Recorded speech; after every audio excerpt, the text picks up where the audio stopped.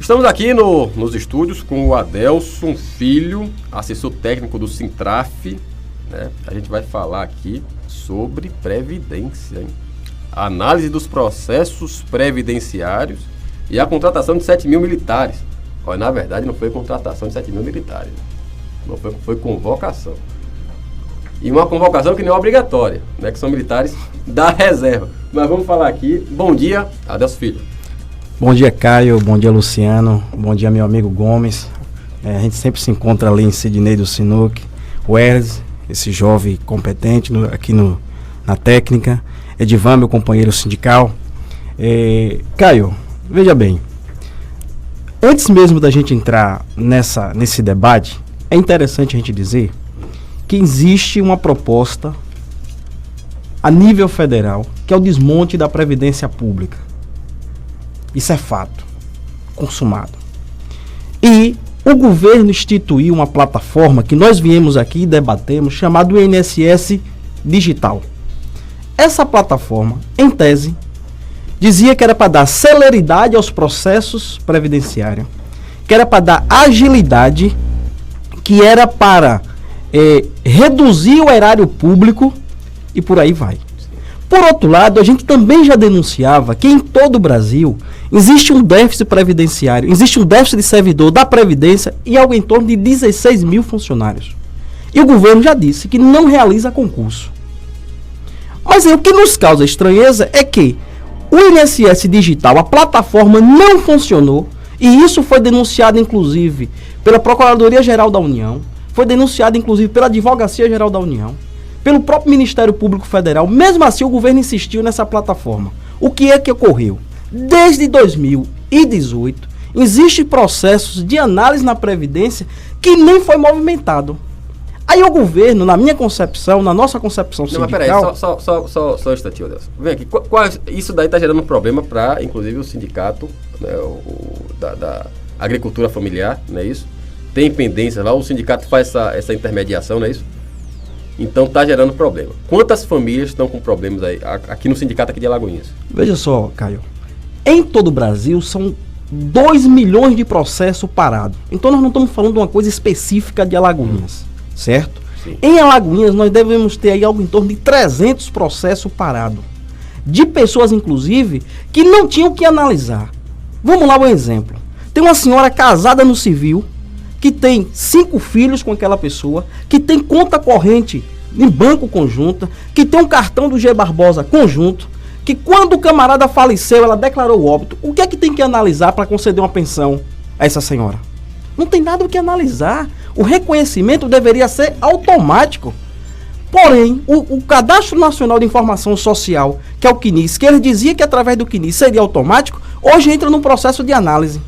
E aí, Alagoinhas tem esse contingente extremamente parado. No Brasil, tem 2 milhões de processos parados. E a atitude errada que o governo toma é que nada contra os militares, nada contra as Forças Armadas. Mas, Caio, é o mesmo que pegar um agricultor da nossa base e botar dentro do hospital para fazer cirurgia num paciente.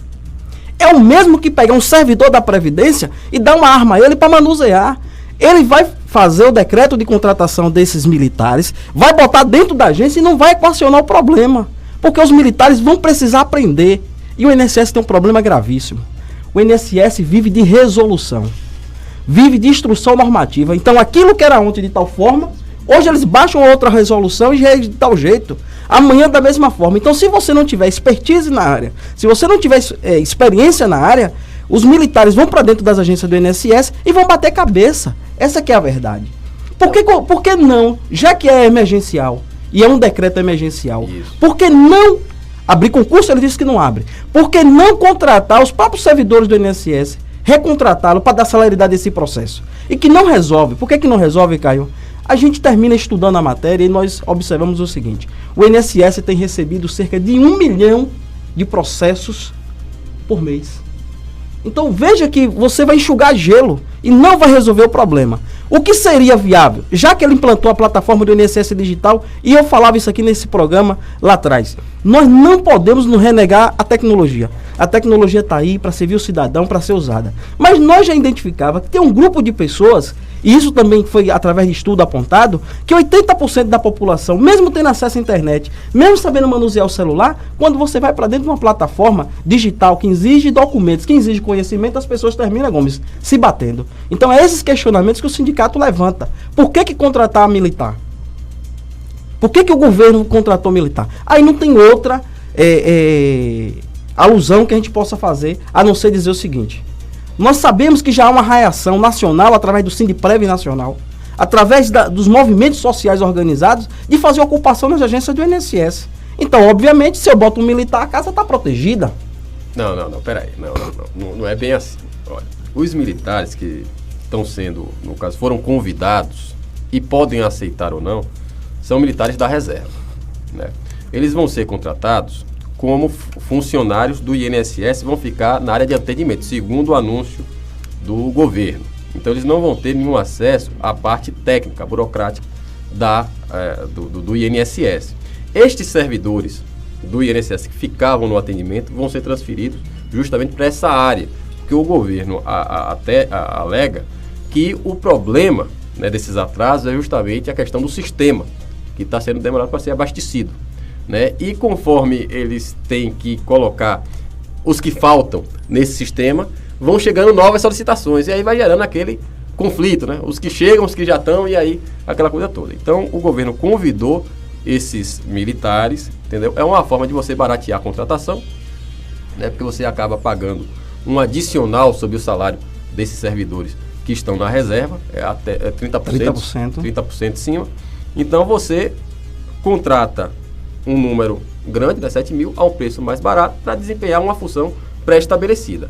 Esses militares não têm força, não estão lá como militares, estão lá como servidores. Então, esse negócio aí de achar que ele vai lá armado pro INSS para atender a população, isso daí é uma falácia, isso daí não existe. Caio. Isso não existe. Caio, veja bem, eu discordo de você pela seguinte questão. Não, eu estou colocando aqui a questão do governo. Dos 105 processos que o INSS hoje atende e recepciona do cidadão, salário maternidade, pensão por morte, auxílio reclusão, cadastramento de procuração, extrato de quinis, dos 105 serviços ofertados pelo INSS hoje, 96 está na plataforma digital. 96 está na plataforma digital. Se você estiver me ouvindo agora e você precisar cadastrar uma procuração pública no INSS, você vai chegar lá e o camarada vai dizer assim, ó, se dirija ao lan house, busque a internet e faça isso de dentro de sua casa. Então, o servidor das Forças Armadas que vai para dentro do INSS, se ele está dizendo que vai contratar esse contingente de 7 mil, que mesmo assim ainda fica um déficit ainda, né, de 9 mil servidor para atender, esse servidor não vai para lá para manusear papel não, ele vai ter que fazer análise mesmo, porque senão não resolve o problema. Porque hoje a plataforma digital, se você for na agência do INSS aqui de Alagoinhas, e aqui eu quero mandar um abraço para a nossa gerente, a Débora, se você for no INSS de Alagoinhas, atrás de um serviço, eles já não lhe ofertam mais. Tudo está dentro da plataforma digital. Então, quem for para dentro das agências do INSS, infelizmente, vai ter que abrir o sistema e começar a analisar aqueles processos. Aí você fala, Caio, que os militares não vão armados. Mas eu conheço vários policiais, inclusive, hoje, em função da vulnerabilidade daqueles servidores do INSS, quantos casos a gente não viu de pessoas que atacou o perito porque não lhe deu a concessão daquele direito que a pessoa tinha ou não? Quantas vezes a gente não ouviu falar de funcionário do INSS que foram agredidos, né, por falta de entendimento da lei? Então, quem vai para um órgão daquele, ele vai ciente de que vai ter conflito com a sociedade, em função, inclusive, da angústia que é você ter um processo com CA, que a gente tem aqui em Alagoinhas, pessoas com CA que deu entrada no INSS e tem 12 meses, 11 meses, 12 meses sem ter análise de um processo. E a pessoa aguardando o resultado. E o pior, se houvesse a demora e ao final do processo, Caio, isso fosse deferido, concedido o direito, não há concessão. Na maioria das vezes está vindo o indeferimento. E aí nós temos outro problema, que é a judicialização do INSS. As pessoas não têm o reconhecimento dentro do direito administrativo e vai via judicial. Hoje nós já temos um problema na Justiça Federal, que é o abarrotamento de processo. Aqui em Alagoinhas é um caso como esse. É verdade. Então nós temos que repudiar essa situação. E aí, Caio, não é puxando brasa para nossa sardinha. Essa situação envolve, inclusive, o trabalhador urbano que tem CLT. Vamos lá, para essa análise aqui. Um trabalhador urbano, que ele tem 35 anos de contribuição e que ele completou a idade mínima, que ele dá entrada na aposentadoria, o que é que tem que analisar? Não tem nada para se analisar. O reconhecimento tem que ser automático. Você já tem a idade completa, mínima exigida, e você tem um tempo de contribuição. O que é que analisa nisso? Não tem o que analisar. Então, na verdade, o sistema que veio com esse intuito de dar velocidade, de dar celeridade, de poupar o erário público, é um sistema que criou um caos no Brasil, e o governo está, na nossa concepção, buscando uma forma de resolver, mas equivocada. Porque, nesse caso, nós primeiro defendemos o concurso público. E, em segundo caso, emergencial, o governo que possa recontratar os servidores da Previdência para que, de fato, possa dar celeridade a esses processos. Mas, Adelson, olha, eu não estou dizendo que você está errado, muito pelo contrário. Tudo que você falou aí tem razão de ser. Realmente, a judicialização das questões previdenciárias é um fato lamentável, porque são pessoas que precisam urgentemente desses benefícios. Muitos desses benefícios apenas um salário mínimo, né? São pessoas realmente de baixa renda. Na maioria das vezes, um salário mínimo. Um salário mínimo. Tudo bem. Agora, a questão é o seguinte. Quando você fala em concurso público, todos os governos, e aí não é só uma questão do governo Bolsonaro, que é um governo de direita, mas a gente fala até do governo do Estado, né? Que é um governo do PT, um governo de esquerda, que tem evitado fazer concursos públicos, inclusive renovando né, contratos, né, a questão do REDA, entendeu? Para situações que não caberia, né, em teoria, essas contratações, com professores, enfim. Tem muitos professores hoje que ensinam, né, durante 1 ano, 2 anos, 3 anos, 4 anos como REDA, e renova-se, e quando não se pode renovar, se faz um novo concurso para contratar REDA. Então é uma vergonha realmente, né? Tem que se contratar por concurso público. Mas isso é uma regra a todos os governos, porque o Brasil está quebrado, né? Os governos estaduais também estão tendo vários problemas com a Previdência. O governo da Bahia tem um déficit estimado de 4 bilhões, 4,3 bilhões, e que só aumenta se não tiver as reformas, e está tendo dificuldade. Então, diante disso, como é que fazer concursos públicos aumentar a dívida, né, o custo, né, dessa máquina? É uma questão a se analisar, né? Então, o governo ele busca situações e ações, né, de resolver o problema sem aumentar os custos, né, operacionais, né? E aí vem essa contratação dos militares. Mas o que eu queria saber de você, como assessor técnico de um sindicato, né, qual é a postura do sindicato diante disso tudo? O que é que vocês estão planejando? Você já falou aí que estava se planejando aí a ocupação de algumas sedes do INSS, mas fora isso, na justiça, né, de forma política, você já tem entrado em contato com alguns deputados, alguns congressistas na área da justiça? Como é que os sindicatos estão agindo nessa área? Olha, Caio, diante da primeira exposição que você fez dessa questão do próprio governo do Estado, de contratação de REDA, de recontratação, nós, sindicato, do movimento sindical, repudiamos. É inadmissível, inclusive em áreas estratégicas, você ter que fazer REDA, por exemplo, para professor. Quando um aluno começa a gostar de um professor, que ele começa a deslanchar nos seus estudos, aquele professor é obrigado a sair porque ele não era concursado.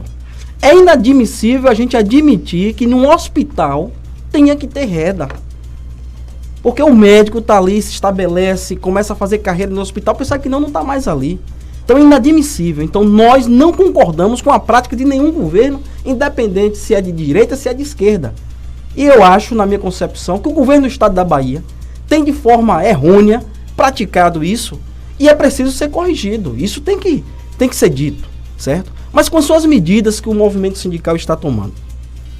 A primeira questão é que o presidente do INSS nos garantiu, em uma audiência em Brasília, que isso seria resolvido dentro de um prazo de 2 meses. Obviamente que a gente vai para uma mesa de negociação, ele tem que nos ouvir e a gente ouvir o outro lado, naturalmente. Então, esse foi o limite tolerável desses 2 meses. Esses 2 meses findou quando? Não, inicia-se agora, porque o decreto ainda de contratação dos militares não saiu, eles estão ainda vendo a matéria, inclusive o próprio UOL lançou a matéria que talvez o próprio governo já reveja em não contratar os militares e contratar o próprio servidor já aposentado do INSS, que na nossa concepção seria uma atitude mais plausível, né? Do ponto de vista em comparar aí o militar e o servidor do INSS. Então, nós vamos aguardar esse prazo, mas mesmo assim, a gente já continua fazendo manifestação, que é o denuncismo, através das rádios. Aqui a gente agradece de público, aqui eu quero mandar um abraço para Haroldo, né? Tá nos escutando. Nosso companheiro. Denuncismo nas redes sociais, conversando. Nós vamos ter inclusive uma assembleia do sindicato ordinária no próximo dia 3 de fevereiro de 2020, em nossa sede, para a gente traçar uma estratégia de como é que vamos tratar isso. Aqui em Alagoinhas nós temos uma boa relação com a gerência do INSS, com os servidores daqui, e em Salvador também, através do Marcelo Catarino lá, o nosso superintendente do INSS na Bahia, a gente tem dialogado muito acerca disso. Ele tem nos dito o seguinte: Adelson, o problema hoje da falta de análise de processo é funcional de um sistema operacional. É preciso que os técnicos da área de tecnologia resolvam isso em Brasília para que isso deslanche. Então essa é uma esperança, e a gente recentemente assinou um outro convênio com o INSS, é aquilo que você falou hoje, 95% dos processos rurais é analisado, digitalizado, feito pelo nosso sindicato. E através dessa plataforma que a gente assina um novo convênio agora com o INSS, 100% do processo dos rurais vai ser dentro do sindicato. Ou seja, é uma forma também que o governo, viu, Caio? Às vezes aí o governo tem marginalizado, criminalizado o movimento sindical, mas hoje quem está dando sustentação ao INSS do ponto de vista rural são os sindicatos que estão conveniados, porque a gente está fazendo aquilo que o Estado deveria fazer, aquilo que a União deveria fazer, nós estamos fazendo dentro do sindicato, com funcionários do sindicato, com diretores do sindicato. Então, nós vamos aguardar esse prazo aí de 2 meses, mas, de fato, a resolução que nós temos mais concisa é, de fato, a ocupação das agências do INSS, principalmente nas capitais e nas cidades polo em todo o Brasil. Essa é uma determinação da nossa Contraf Brasil, que tem sede em Brasília. Tem aqui o pessoal acompanhando a gente pelo YouTube, a gente manda um abraço para os internautas que nos acompanham aí. O pessoal fazendo aqui algumas perguntas, algumas indagações. O Picolé ele diz o seguinte: olha, pergunte a Adelson por que o sindicato da zona rural cobra para dar entrada na aposentadoria dos usuários. Vocês cobram para dar? Quero mandar um abraço aqui pro Picolé. A gente sabe quem é a figura do Picolé, viu, Caio? E deixar claro e evidente para os ouvintes e para o Picolé que o sindicato não cobra por processo previdenciário nenhum. Mas há cobrança, alguma taxa? O sindicato é uma organização civil, classista, que você, enquanto agricultor, você se sindicaliza. Então você paga a taxa de sindicalização, como se fosse sócio do Atlético, como se fosse sócio da ABB, você paga uma taxa que hoje, através do convênio, a gente cobra 1,5% do salário mínimo. Então a mensalidade que um agricultor familiar paga ao sindicato, hoje é algo em torno de R$ 14,97. Essa é a única cobrança. Declaração de aptidão ao Pronaf não se cobra. Declaração de atividade rural não se cobra. Autodeclaração não se cobra absolutamente nada. Então, me perdoa, Picolé, mas quem lhe deu essa informação, você está redondamente equivocado. E gostaria, inclusive, de convidá-lo para a Assembleia, porque na Assembleia a gente faz prestação de tudo isso. E é uma Assembleia, inclusive, que a gente dá publicidade para os nossos agricultores, assentados, assalariados, pensionistas, de modo geral, para participar e fazer essa fiscalização de dentro. Pronto. O Picolé também disse que a contratação provisória dos aposentados nas Forças Armadas trabalharão em suas residências no teletrabalho, né, no atendimento, no telefone, nas análises dos processos. Ele fala que é uma medida ótima.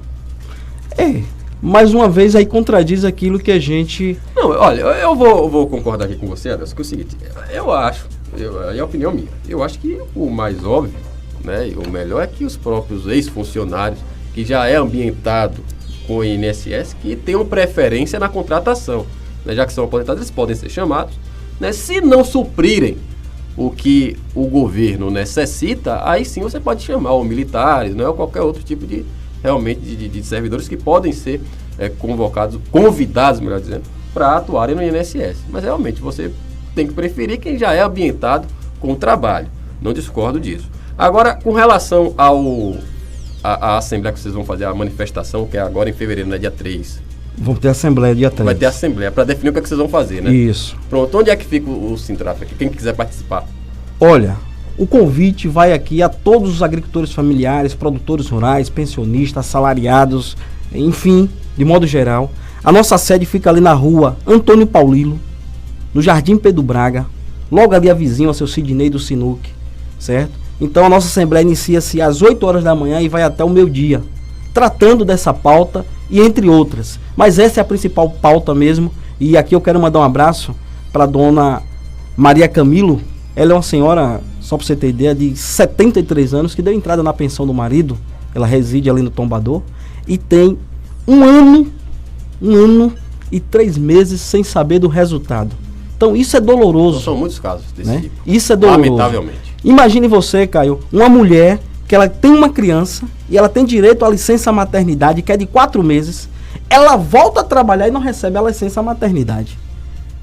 Isso é doloroso, porque aquela licença maternidade é um período que você se afasta do trabalho para ficar mais próximo do seu filho, porque está recém-nascido, precisa mamar o tempo todo, enfim, não tem como você deixar com os avós, com a tia. E você volta a trabalhar e não recebe aquilo que você tem por direito, Gomes.